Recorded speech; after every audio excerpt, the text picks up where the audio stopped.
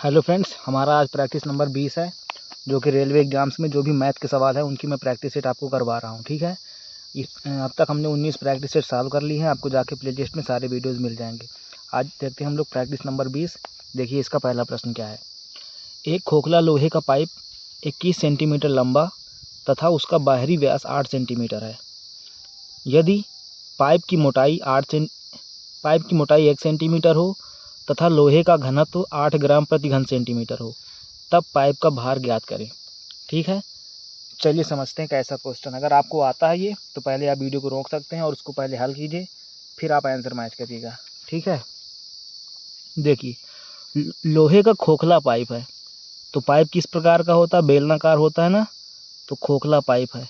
ठीक, ये पाइप का आंतरिक हो गया और खोखला पाइप है तो इसका कुछ चद्दर होगा।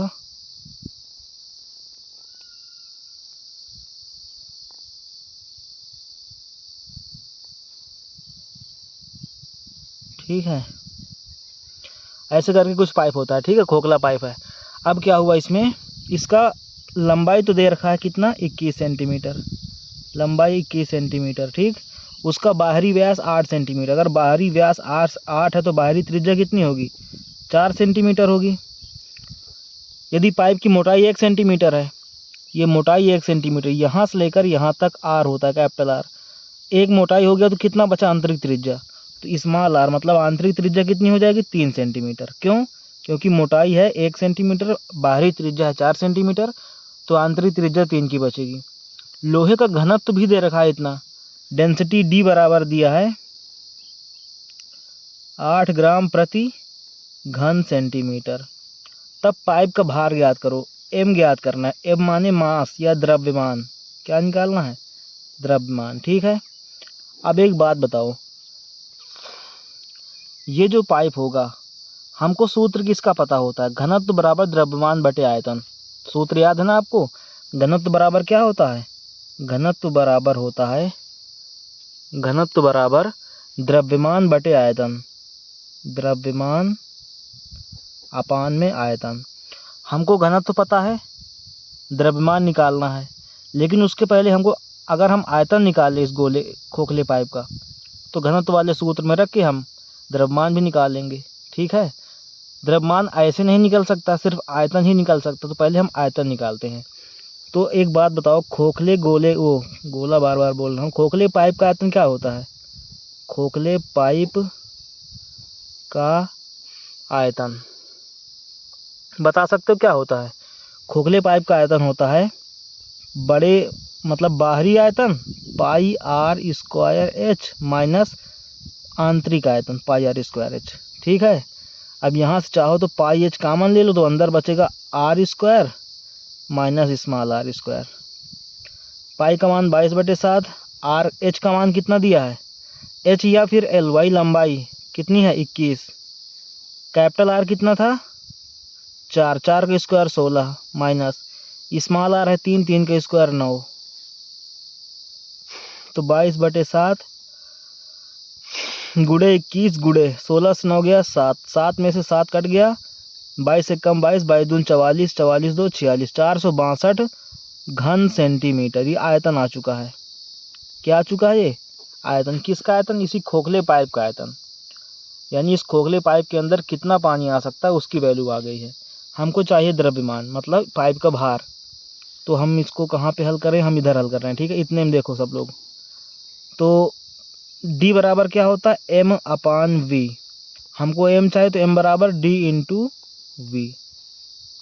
तो M बराबर D की वैल्यू कितनी है, डेंसिटी कितना दिया था 8 ग्राम प्रति घन सेंटीमीटर। यहाँ पे V कितना निकाले हो 462, तो M कितना आ जाएगा 4, 8 दून 16, 8 चंग 48, 1 49, 8 चौक 32, 4 36।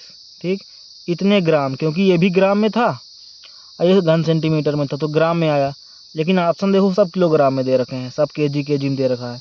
तो इसमें 1000 से भाग करो, जब 1000 से भाग करो तो 3.696 किलोग्राम आएगा। 1000 से भाग करने पर दाएं तरफ से 3 अंकों बाद लग जाएगा, तो बचेगा 3.696 केजी। ऑप्शन ए सही है। ओके, आई होप आप लोग समझ पाए होंगे। ओके, बढ़ते हैं अगले सवाल की ओर। देखिए अगला प्रश्न क्या है। अगला प्रश्न, किसी बेलन की त्रिज्या r है तथा ऊंचाई h है। एक अन्य बेलन जिसका आयतन पुराने बेलन का 2 गुना है तथा ऊंचाई समान है, उसकी त्रिज्या ज्ञात करो। ठीक है, तो एक बेलन का आयतन बताओ पहले क्या होता है, पाई आर स्क्वायर एच। एक अन्य बेलन जिसका आयतन पुराने बेलन के आयतन का 2 गुना है, तो उसकी त्रिज्या मान लेते हैं कैपिटल आर है, तो पाई आर स्क्वायर एच। क्योंकि अन्य बेलन जिसका आयतन पुराने बेलन का 2 गुना है लेकिन ऊंचाई समान है, तो इसकी ऊंचाई बराबर है। इसकी त्रिज्या स्मॉल आर मान लिया था, इसकी हमने कैपिटल आर मान लिया। तो नए वाले बेलन का जो आयतन है पुराने वाले बेलन के आयतन का 2 गुना है, तो 2 times of pi R square H is equal to pi R square H. Okay, अब यहाँ से बड़े वाले त्रिज्या पूछे तो एच से एच कटा और पाई से पाई कटा, तो क्या बचा 2r स्क्वायर बराबर r स्क्वायर। तो r बराबर कितना आएगा, √2r। तो r बराबर कितना आ जाएगा, r√2r स्क्वायर। हाँ, तो r बराबर कितना आ जाएगा, r बराबर आ जाएगा r√2, इतना सेंटीमीटर। ठीक, जो भी हो ऑप्शन कौन सा है, ऑप्शन नंबर सी सही है। हमने नए वाले को कैपिटल में r माना है, छोटे पुराने वाले को स्मॉल में माना था। कह रहा जो नया वाला आयतन है पुराने वाले आयतन का 2 गुना है, तो हल कर लो। h की वैल्यू कह रहा था समान है, तो r की वैल्यू निकालना था, आसान सवाल था, हो गया। ठीक है, बढ़ते हैं हम लोग अगले सवाल की ओर, और हमारा अगला सवाल ये रहा आपकी स्क्रीन पर।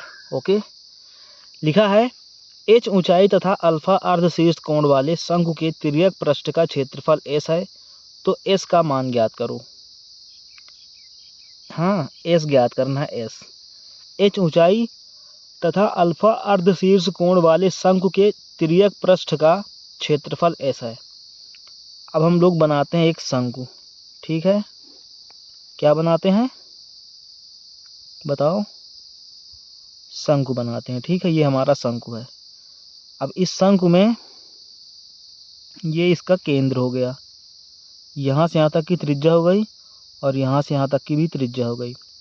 कह रहा है इसका h ऊंचाई है, तो यहाँ से लेकर के यहाँ तक ऊंचाई कितनी है, स्मॉल h। अल्फा अर्धशीर्ष कोण है, यह अर्धशीर्ष कोण, आधा कोण कितना है, अल्फा है, शीर्ष वाला कोण वाले शंकु के तिर्यक पृष्ठ का क्षेत्रफल ऐसा है। तिर्यक पृष्ठ कहने का मतलब इसके वक्र पृष्ठ का क्षेत्रफल ऐसा है। ठीक, अब एक बात बताओ, हमको अल्फा दिया है, एच दिया है और कुछ नहीं दिया, तो हम लोग अपनी तरफ से इसको आर मान लेते हैं, अपनी तरफ से इसको एल मान लेते हैं। ठीक है, तो एक बात बताओ हमको, इसमें क्या रिलेशन होता है, एच स्क्वायर बराबर होता है H square plus R square, होता है कि नहीं होता, ये बात जानते हो बचपन से। ठीक है, अब एक बात और बताओ, हमें आर और एल तो पता नहीं है, हमने अपनी तरफ से मान रहा है, क्वेश्चन में कहीं नहीं दिया, जो भी आंसर दे रखा है उसमें आंसर हमेशा एच और अल्फा के फॉर्म में दे रखा है। कोई भी आंसर मैच करो एच और अल्फा के फॉर्म में आएगा, तो कहीं ना कहीं हमको आर और एल की वैल्यू अल्फा और एच के फॉर्म में निकालना पड़ेगा। ठीक है, तो एक बात बताओ, बताओगे, अगर हम बात करें tan अल्फा की, आप कह दो tan अल्फा ही क्यों लगाया, क्योंकि लंब बटे आधार, आधार को अगर हमें लेना है तो हम h लेना पड़ेगा। h तभी आएगा जब आधार लेंगे, तो आधार किस में आता है, या तो कॉस में आता है या तो tan में आता है, तो tan ही लगा दो, क्या दिक्कत है। ठीक है, tan अल्फा बराबर क्या होता है, लंब बटे आधार, लंब कितना है r, आधार कितना है h, लंब कितना है, ये r ही लंब है, अल्फा के सामने कोण के सम्मुख भुजा ही हमेशा लंब होती है, ये बात याद होनी चाहिए। ठीक है, तो अल्फा बराबर r बटे h हो गया, tan अल्फा बराबर, तो यहाँ से हमें h की वैल्यू निकालना है, r की वैल्यू निकालना है h के पदों में, तो r बराबर कितना हो जाएगा, h into tan alpha. Okay, ये हमारी r की वैल्यू आ गई। अब क्या किया जाए, कह रहा s ज्ञात करो, ज्ञात करोगे s, तो s बराबर क्या होता है, पाई आर एल, वक्र पृष्ठ, शंकु का वक्र पृष्ठ, इसी को कहते हैं, इसका मतलब ये क्या बोलते हैं, तिर्यक पृष्ठ, इसी कहते हैं। ठीक है, एस बराबर पाई तो पाई है, कुछ कर सकते हो नहीं, आर की वैल्यू रख दो यहाँ से एच टेन अल्फा। एल की वैल्यू नहीं पता, पता है कितनी, root of H square plus R square. अरे यहाँ से एल की वैल्यू निकालो, रूट उधर जाएगा, एस बराबर कितना आएगा, pi into H tan alpha into, अब एक काम और कर सकते हो क्या, एच की वैल्यू तो खैर एच की वैल्यू रहने दो, आर स्क्वायर की वैल्यू रख दो यहाँ से जल्दी से। तो आर स्क्वायर की वैल्यू क्या होगी, H square into ten square alpha. Okay, तो एस बराबर कितना आएगा, pi into H tan alpha into, यहाँ से एच स्क्वायर कॉमन है, कॉमन लेकर बाहर निकालो तो बन गया एच, अंदर क्या बचा, 1 प्लस टेन स्क्वायर अल्फा बचा। अरे बाहर एच स्क्वायर आएगा तो एच ही तो बचेगा, वर्गमूल से बाहर आएगा तो वर्ग नहीं है, उसको स्क्वायर नहीं हट जाएगा। एच स्क्वायर एस बराबर pi into H tan alpha into H, 1 plus ten square alpha क्या होता है, 80 की स्क्वायर अल्फा। 80 की स्क्वायर अल्फा जब रूट के अंदर लिख दोगे तो रूट से बाहर अगले स्टेप में अच्छा कर लेंगे। तो एस बराबर कितना आया, पाई एच गुड़े एच कितना हो गया, H square ten alpha into sec square से रूट हटेगा तो कितना बचेगा, सेक अल्फा। यही हमारे वक्र पृष्ठ हो जाएगा, इसी को हम लोग तिर्यक पृष्ठ भी बोल रहे हैं। चेक करो आंसर कौन सा मैच कर रहा है, pi H square ten alpha sec alpha, ये देखो ऑप्शन नंबर सी सही है। ओके, आई होप समझ में आ रहा होगा सबको, ठीक है, ना समझ में आए तो फिर से बताना, हम फिर से अगले सवाल अगले एक्सरसाइज में बता देंगे। बढ़ते हैं अगले सवाल की ओर। अगला सवाल देखो, दो R1 तथा R2 त्रिज्या वाले तथा बराबर ऊंचाई के शंकुओं को पिघलाकर एक कैपिटल R त्रिज्या वाले ठोस गोले के रूप में परिवर्तित किया जाता है। शंकुओं की ऊंचाई ज्ञात कीजिए। ठीक, क्या करना है हमें, शंकुओं की ऊंचाई ज्ञात करना है। तो देखिए कैसे करेंगे, देखिए दो R1 तथा R2 त्रिज्या के शंकु हैं, इनको पिघला करके कैपिटल R त्रिज्या वाले एक ठोस गोले के रूप में परिवर्तित किया गया है। शंकुओं की ऊंचाई याद करो, ठीक है, समान ऊंचाई के हैं दोनों शंकु। तो कह सकते हैं ना कि दोनों शंकुओं का जितना आयतन होगा वो किसके बराबर होगा, गोले के आयतन के बराबर होगा। शंकुओं की त्रिज्या दे रखा है तो इनका आयतन क्या होता है शंकु का, 1/3 पाई R1 का स्क्वायर एच, क्योंकि दोनों की त्रिज्या सेम है, बराबर ऊंचाई है, वो त्रिज्या तो अलग अलग है, बराबर ऊंचाई, तो एच को एच रखो। ठीक है, इसको पिघला दिया गया, दूसरे वाले को पिघलाओ, 1/3 पाई R2 स्क्वायर एच, दोनों की ऊंचाई सेम है तो एच रखो। ठीक है, पिघल करके क्या बन गया, कैपिटल आर त्रिज्या का एक ठोस गोला। तो गोले का आयतन क्या होता है, 4 चाहे ठोस गोला हो चाहे किसी भी तरह का गोला हो, आयतन सेम होगा। ठीक है, चाहे खोखला गोला हो, 4/3 पाई R³ होता है गोले का आयतन। एक काम करोगे, चलो कर लो। अच्छा, पाई यहाँ से कॉमन क्या क्या ले सकते हो, पाई ले सकते हो, एच ले सकते हो, बटे में 3 ले सकते हो। अंदर बचा R1 square plus R2 square बराबर 4/3 पाई R³। 3 से 3 खत्म, पाई से पाई खत्म। हमसे पूछ रहा एच बताओ, शंकुओं की ऊंचाई बताओ, एच निकाल लो यहाँ से। तो एच बराबर कितना हो जाएगा, 4R³ बटे में क्या आ जाएगा, R1 square plus R2 square. Option match कराओ, कौन सा ऑप्शन सही बैठ रहा है, 4R³ बटे 1³ 1 R1 square plus R2 square, option number C सही है। ओके, बढ़ते हैं हम लोग अगले, कहाँ पर, अगले सवाल पर। ठीक है, देखिए ये एक लंबवृत्तीय शंकु के तिर्यक पृष्ठ का क्षेत्रफल और आयतन का संख्यात्मक मान बराबर है। यदि शंकु की ऊंचाई h है और त्रिज्या r है तो इतने का मान याद करो, 1/h square plus 1/r square का मान। लंबवृत्तीय शंकु के तिर्यक पृष्ठ का क्षेत्रफल और आयतन बराबर है। शंकु का तिर्यक पृष्ठ क्या होता है, पाई RL होता है, किसके बराबर है, आयतन के, 1/3 पाई R स्क्वायर h के बराबर है। ऊंचाई h दिया था, त्रिज्या कह रहा था r, तो हमने भी r ले लिया। ठीक, तो इसकी वैल्यू बताना है। एक बात बताएं, बताओ,